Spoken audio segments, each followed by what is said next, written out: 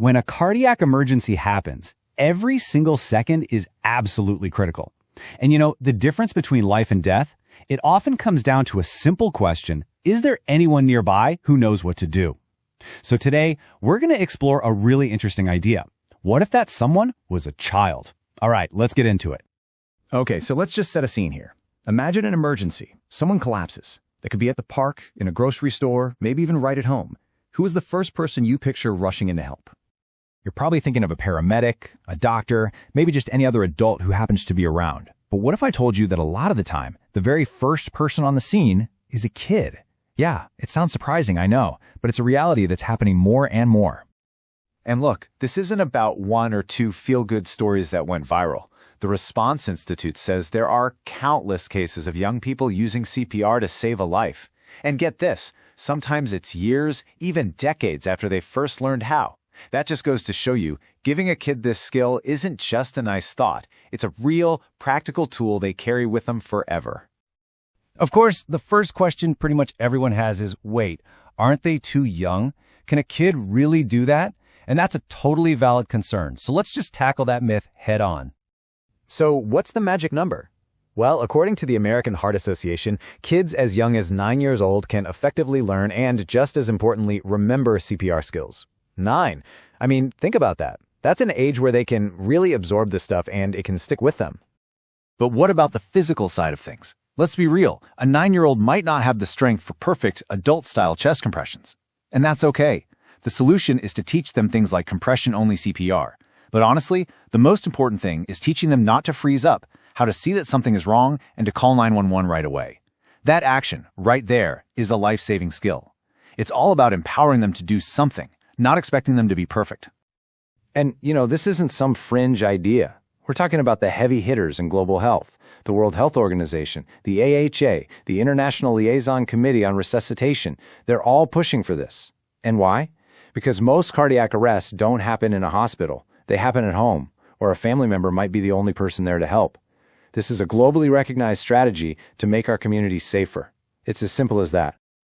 So all the theory and recommendations are great, but what does this actually look like in the real world? Let me share a true story with you that just perfectly shows the power of this kind of training. So picture this, a totally normal day at baseball practice. You've got kids on the field, coaches running drills, and then, out of absolutely nowhere, the unthinkable happens. A coach just collapses. You can imagine the panic, right? But in the middle of all that chaos, one person doesn't panic. And it's not one of the other adults, it's a 13-year-old player. While pretty much everyone else was frozen, he saw what was happening and knew he had to do something. He started doing CPR, a skill he learned in the Boy Scouts a few years earlier. He remembered it, he used it, and he saved his coach's life. That single piece of training, given to him when he was just a boy, stuck with him and turned him into a hero when it mattered most.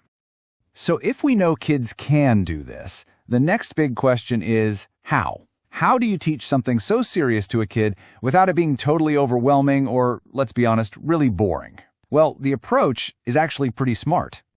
It's really all about making it relatable. Instructors will actually use popular songs like Baby Shark to help kids get the right rhythm for compressions, that 100 to 120 beats per minute sweet spot. They build confidence with lots of positive feedback, not a lot of pressure. They repeat the key lessons in different ways to make sure it all sinks in, and they make it personal, tying it to things kids already understand, like getting a scrape or a bee sting. The whole goal is to make them feel capable, not scared. And this kind of training is probably more available than you think.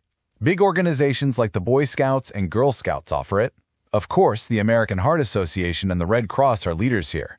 And you're seeing it more and more in local schools and from certified instructors who are bringing these programs right to the kids. So as we start to wrap this up, I really want to focus on the long-term impact. Because when you teach a child CPR, you're not just giving them a technical skill. You're actually giving them something that helps shape the person they're going to become.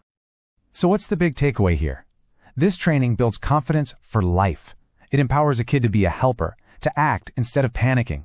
It teaches them this incredible sense of personal responsibility. And that creates a ripple effect, making our whole community safer, all because this knowledge is out there, carried in the minds of the next generation. It's a skill that once you learn it, really does stay with you for life. I absolutely love this quote because it paints such a powerful picture. Just imagine an entire generation of kids who are so aware of this stuff that it just becomes second nature. They're at the mall or at school, and they just automatically notice where the nearest defibrillator is, the AED, and make a mental note.